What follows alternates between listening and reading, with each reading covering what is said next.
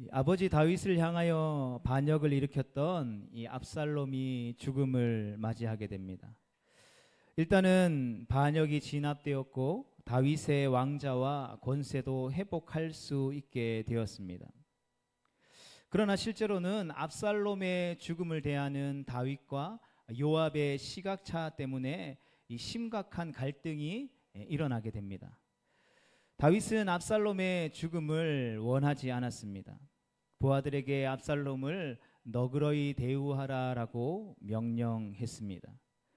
이는 압살롬이 아직 젊어서 경험과 지혜가 부족하여 저지른 실수이기 때문에 그의 연약함에 긍휼을 베풀어 주라는 말이었습니다.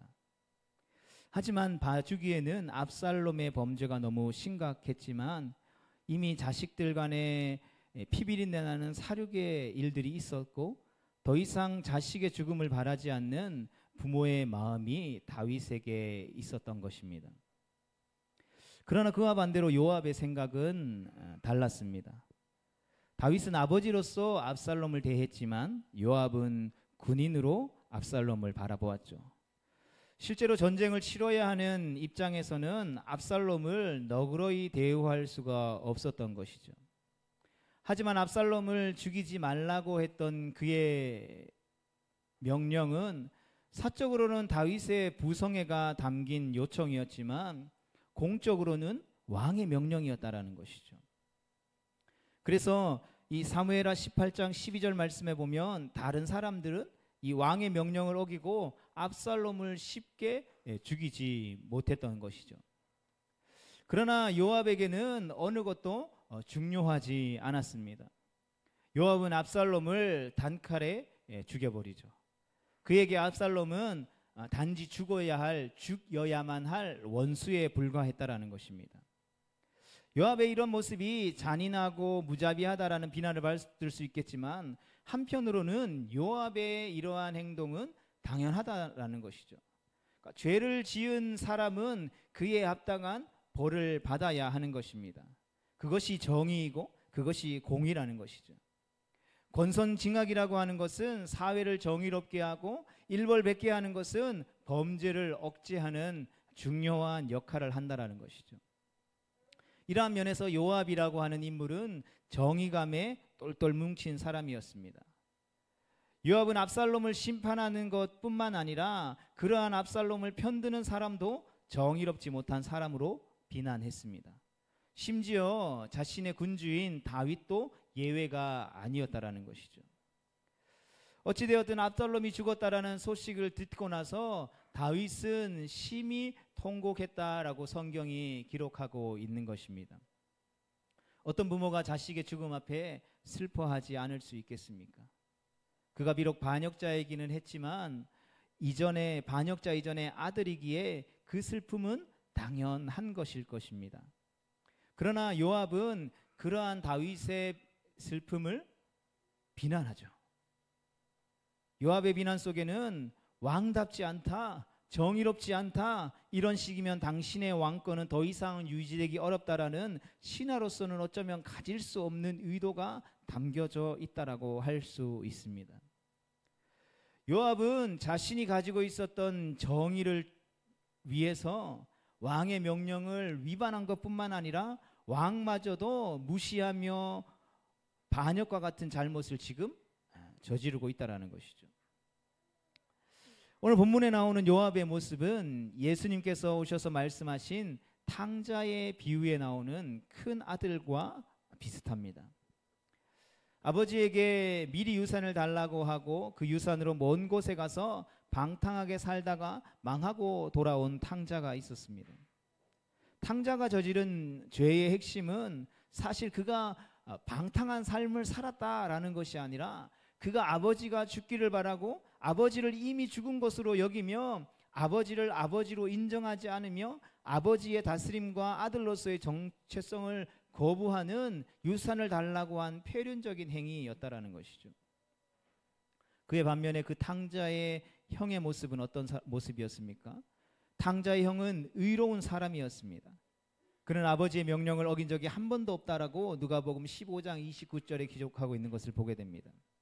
그런데 집 나간 동생이 돌아오고 그 동생을 아버지가 안아주고 씻겨주고 기뻐하며 동네 사람을 불러서 잔치를 베풀자 그는 어떠한 행동들을 취합니까? 죽었다가 살아서 돌아온 동생을 반기며 함께 그 축제의 잔치에 참여한 것이 아니라 그러한 모습을 바라보며 집안에 들어가지 않고 밖에서 분노하게 되죠. 그 잔치를 베풀어주며 아들을 맞이한 아버지를 비난하게 됩니다. 자기의 정의 때문에 아버지를 비난하는 죄를 범하게 된 것이죠. 그의 분노의 대상은 아버지의 불공정함과 불공평함이었다라는 것이죠. 큰아들은 아버지를 향해서 다음과 같이 분노한 것입니다. 누가복음 15장 30절에 보면 열심히 한 나에게는, 열심히 집안과 아버지를 위해서 수고하며 애쓴 나에게는 아무것도 주지 않고 오히려 나쁜 짓만 저지른 동생에게 잔치를 베푼 것이 불공평하고 불공정하다라는 주장이었던 것이죠. 아버지를 위해서 더 많이 애쓰고 아버지를 위해서 더 많이 수고하며 일한 나에게 아버지가 더 많은 것을 주어야 하고 아버지에게 손해를 끼치고 불효한 저놈에게는 상이 아니라 벌을 내리고 심판을 내려야 한다라는 것이 탕자의 형의 주장이었다라는 것이죠. 그게 공평이고 그게 정의였다라는 것입니다. 그러나 큰아들이 잊고 있는 것이 하나 있었습니다. 그것이 무엇입니까? 일한 만큼 대가를 받는 사람은 아들이 아니라 고용된 종일 뿐이라는 것이죠. 곧 남이라는 것입니다. 아버지의 모든 것은 이미 아들에게 있는 것이죠. 아들은 일한 만큼 무엇인가를 받는 존재가 아니라 아들이기 때문에 아버지의 모든 것을 누릴 수 있는 존재라는 것이죠.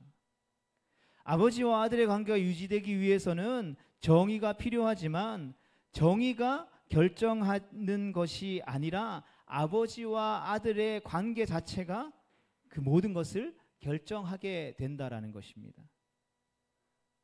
요압은 정의의 관점으로 압살롬을 대했습니다. 다윗의 왕권을 견고히 하고 이스라엘을 안정시키는데 요압의 정의는 반드시 필요했던 것이죠. 그러나 요압의 정의와 큰 아들의 공평만이 전부는 아니었다라는 것이죠. 오히려 그것보다 더 크고 본질적인 것이 있다라는 것을 우리는 기억해야 하는 것입니다. 그것이 무엇입니까? 바로 아버지의 사랑이죠. 다윗은 왕이기 이전에 아버지였다라는 것입니다. 그의 왕권이 취소된 것이 아니죠. 그는 여전히 왕이었다라는 것이죠. 다만 잠시 그의 아버지로서의 성품이 왕으로서의 권력을 이긴 것입니다. 그렇다고 해서 다윗이 정의를 무시하는 행동을 취했습니까? 그렇지 않다라는 것이죠. 다윗은 결코 정의를 무시하지 않았습니다. 그가 만약 정의를 무시했다라면 압살롬과의 전쟁 자체를 시작하지 않았을 것이죠. 적정한 선에서 타협하고 협상하여 안정을 취했을지도 모릅니다. 왜 그렇습니까? 어차피 다윗 이후에 압살롬이 왕이 될 위치에 있었기 때문이라는 것이죠. 그러나 그는 왕으로서의 정의를 지키고 있었기 때문에 전쟁을 시작한 것입니다. 심지어 자신이 직접 전쟁에 나서려고까지 했던 것이죠. 그러나 다윗은 원수를 심판하는 정의로운 왕일 뿐만 아니라 아들을 용서하는 사랑의 아버지였다라는 것이죠. 그는 정의를 포괄하는 더 큰 가치를 이루려고 했다라는 것이죠. 그것은 바로 사랑과 용서라는 가치입니다. 그는 사람을 죽이는 심판이나 권선징악보다 궁극적으로 사람을 변화시키고 회복시키시고 살리는 긍휼과 자비를 행하려고 했던 것이죠. 요압과 탕자의 형은 정의롭고 공의로운 사람들이었습니다. 그들은 공평과 정의를 추구하는 사람들이었습니다. 그들은 나라와 가정을 지키기 위해 애쓰는 사람이었고 그들 덕분에 나라와 가정의 질서가 유지될 수 있었습니다. 그들이 있어야 잘잘못이 드러나고 권성징악이 제대로 작동할 수 있었으며 공동체가 흐트러지지 않고 잘 유지될 수 있는 것이죠. 그런 면에서 그들 모두는 반드시 공동체 안에 필요한 존재들이라는 것이죠. 그러나 그것들은 하나님의 뜻을 이루기 위해 사용되는 도구이지 그 자체가 하나님의 궁극적인 목적은 아니라는 사실을 우리는 기억해야 되는 것입니다. 하나님의 목적은 무엇입니까? 하나님의 목적은 살리는 것입니다. 죄인을 용서하고 심판받을 자를 구원하며 죽어가는 자를 살리는 것이죠. 반면에 그들의 공의와 정의는 무엇입니까? 사람을 죽이는 것입니다. 사람을 살리는 것이 아니죠. 비난과 정죄는 그 자체로 사람을 살릴 수 없는 것이라는 것을 우리는 기억해야 합니다. 오히려 심판을 선언하고 그들을 쫓아낼 뿐이라는 것이죠. 오히려 사람을 살리는 것은 비난하고 정죄하는 정의가 아니라, 공평이 아니라 사랑과 용서라는 것입니다. 하나님께서 다윗을 통하여서 보여주시는 당신의 나라는 인간의 어떤 주관적인 정의와 공평이 지배하는 칼과 심판의 나라가 아니라는 것을 우리는 기억해야 합니다. 율법이 다스리고 통치하는 나라가 아니라는 것이죠. 하나님의 나라는 사랑과 용서와 생명의 나라인 것입니다. 그러하기에 예수님이 이 땅 가운데 오신 목적이 무엇입니까? 요한복음 3장 16절에 구원하기 위해서, 사랑하기 위해서 우리를 오셨다고 한 이후에 뭐라고 말씀하십니까? 심판하기 위해서 오신 것이 아니라 구원하기 위해 오셨다라고 말씀하시죠. 또 예수님, 하나님은 모든 사람이 구원을 얻으며 진리를 알고 구원받기를 원한다라고 말씀해 주고 있습니다. 왕의 심판과 정죄의 칼이 아니라 아버지의 사랑과 용서와 회복이 가득한 나라를 하나님은 다윗을 통해 이루고 가기를 원하셨다라는 것이죠. 그 아버지가 왕으로서 우리를 다스리는 나라가 우리가 살아가는, 우리가 소망하는 나라인 것입니다. 하나님께서 우리에게 주시고자 하시는 것은, 정말로 하나님께서 우리에게 원하시는 것은 요압의 칼의 정의로운 모습이 아니라 다윗이 보여주었던 용서의 모습이라는 것이죠. 넘어지고 깨어지고 실수하고 범죄하고 심지어 하나님 아버지를 미워하고 하나님을 외면하고 스스로 하나님과의 모든 관계를 거부하고 끊고 떠나갔지만, 그럼에도 불구하고 다시 안으시고 회복시키시며 그 아들의 자리에, 아들의 영광에, 아들의 생명을 주시는 것이 바로 하나님의 뜻이라는 것입니다. 그 아버지 안에서 모든 축복들을 부어주시기를 원하시고 누리기를 원하시는 것이 바로 하나님이 우리 가운데에 요구하시는 나라라는 것이죠. 성도 여러분, 그러한 관점에서 교회에는 어떤 사람이 필요합니까? 예수 그리스도의 몸이며 하나님의 자녀들의 모임인 교회는 어떤 모습으로 이루어져야 할까요?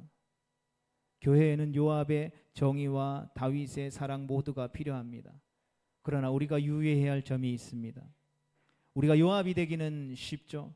그리고 많은 사람들이 요압이 되려는 유혹에 빠지는 것을 보게 됩니다. 비난과 정죄는 우리의 타락한 본성에 자연스럽고, 이를 통해서 자기의 영향력을 발휘하고 자기의 어떤 정의롭고 공평함을 자랑할 수 있기에 쉽게 우리는 요압이 되어지는 것입니다. 그러나 공동체 안에 요압이 필요하지만 모두가 요압이 되어서는 안 될 뿐만 아니라 요압이 우리가 추구하는 궁극적인 모습이 되어서는 안 된다라는 것이죠. 앞에서 이미 언급했지만 요압의 정의로는 사람을 살릴 수 없기 때문인 것입니다. 주님의 몸된 교회는 하나님의 생명의 공동체입니다. 그러하게 교회는 죽이는 곳이 아니라 치유하고 회복함으로 말미암아 살리는 곳이라는 것이죠. 그러하게 교회가 이루어야 할 궁극적인 목적은 바로 다윗이 보여준 아버지의 사랑의 모습이라는 것입니다. 율법의 정죄는 회개를 일으키고 사랑과 용서는 생명을 구원하는 것입니다. 그러하게 이 모든 것이 함께 어우러져야 하는 것이죠. 우리가 하나님 아버지의 자녀라면 우리를 통해 아버지의 이러한 모습이 나타나져야 하는 것입니다. 그러므로 우리는 하나님의 사랑으로 교회를 이루어야 하는 것입니다. 아버지의 사랑과 자비와 긍휼과 용서로 서로를 살리고 치유하고 회복시켜 하나님의 온전한 사람으로 세워지도록 도와야 하는 것입니다. 교회뿐만 아니라 우리의 가정도 마찬가지일 것입니다. 우리의 가정에 검사와 변호사 모두가 필요합니다. 그런데 모두가 다 검사만 되기만 한다면, 그래서 서로의 잘못을 끄집어내고 비난하고 심판하고 정죄하는 것에만 집중한다라고 한다면 그 가정이 잘 유지될 수 있을까요? 그래서 우리는 검사가 필요하지만 검사가 되기보다는 변호사가 되어야 하는 것입니다. 왜냐하면 결국 가정이라는 공동체를 지키고 보존하는 것 역시 사랑과 용서와 자비와 이해이기 때문인 것입니다. 성도 여러분, 우리는 인간의 정의로 사람을 얼마나 죽이고 있습니까? 율법과 간습과 비난과 정죄가 우리의 삶에 얼마나 난무하고 있습니까? 그러하기에 우리에게 하나님 아버지의 사랑이 필요한 것입니다. 우리가 이미 받았고 우리를 살리며 회복시키며 죽어가는 자를 살리는 그 아버지의 사랑으로 우리가 서로 사랑해야 하는 줄 믿습니다. 다윗은 실패했습니다. 다윗은 압살롬에게 사랑과 용서를 베풀려고 했지만 요압의 칼을 결국에는 이겨내지 못했다라는 것이죠. 무엇보다 한 번 죽은 압살롬은 다시 살릴 수가 없습니다. 다윗이 아무리 용서와 사랑으로 압살롬을 대하고 싶어도 한 번 죽은 압살롬은 다시 살릴 수 없기 때문인 것입니다. 그러나 하나님 아버지는 결코 실패하지 않으십니다. 그분께서 생명의 주인이시기 때문입니다. 그분께서 죽이기도 하시고 살리기도 하시기 때문입니다. 그분의 사랑은 완전히 성취되었기 때문입니다. 예수님께서 우리 대신에 십자가에서 죽으셨습니다. 그때 우리의 모든 죄도 함께 죽었습니다. 하나님의 공의와 정의가 성취된 것입니다. 그러나 우리가 알고 있는 것은 거기서 끝이 아니라는 것이죠. 예수님께서 장사 지낸 바 되신 지 3일 만에 부활하셨다라는 것입니다. 예수님이 부활하셨을 때 예수님을 구주로 믿는 모든 자들에게 영원한 생명, 새로운 생명을 주신 것입니다. 그래서 예수님을 믿는 자는 예수님의 부활과 함께 살리심을 받은 것입니다. 죽음을 이긴 것입니다. 죄와 사망의 권세를 물리치신 것입니다. 그리고 하나님의 그 사랑으로, 아버지의 사랑으로 우리를 살게 하시는 것입니다. 그 사랑이 우리를 살게 하는 것입니다. 그리고 그 무엇도 예수 그리스도 안에 있는 이 아버지의 사랑에서 우리를 끊을 수 없는 것입니다. 우리 로마서 8장 35절로 39절까지 말씀을 함께 보겠습니다. 시작. 누가 우리를 그리스도의 사랑에서 끊으리요? 환난이나 공고나 박해나 기근이나 적신이나 위험이나 가리랴. 기록된 바 우리가 종일 주를 위하여 죽임을 당하게 되며 도살당할 양같이 여김을 받았나이다. 함과 같으니라. 그러나 이 모든 일에 우리를 사랑하시는 이로 말미암아 우리가 넉넉히 이기느니라. 내가 확신하노니 사망이나 생명이나 천사들이나 권세자들이나 현재일이나 장래일이나 능력이나 높음이나 깊음이나 다른 어떤 피조물이라도 우리를 우리 주 그리스도 예수 안에 있는 하나님의 사랑에서 끊을 수 없으리라. 아멘. 성도 여러분, 그리스도 안에 있는 그 아버지의 사랑을 의지할 수 있기를 축복합니다. 날마다 그 사랑을 기대할 수 있기를 축복합니다. 그리고 그 사랑을 받아 누리며 살아갈 수 있기를 축복합니다. 하나님은 오늘도 변함없이 우리를 사랑하십니다. 그리고 그 사랑 안으로 우리를 초청하고 계십니다. 그 하나님의 초청 앞에 우리의 삶의 그 어떠한 것도 그 초청을 가로막을 수 없는 줄 믿습니다. 그러하기에 오늘도 우리를 향하여서 그 사랑의 자리로, 그 사랑의 품 안으로 우리를 초청하시는 그 초청에 응답함으로 그 사랑 안에서 힘을 얻고 힘을 내고 그 사랑이 베풀어 주시는 은혜와 축복을 누리며 살아갈 수 있는 거룩하고 복된 성도들 되어질 수 있기를 주님의 이름으로 축복합니다. 그리고 그 받은 사랑을 우리를 허락하신 가정과 또 직장과 생업과 일터 가운데에서 나누고 베품으로 말미암아 그 생명의 나라, 하나님의 나라를 확장해 나아가는 거룩하고 복된 축복의 통로 되어질 수 있기를 주님의 이름으로 축복합니다. 기도하겠습니다.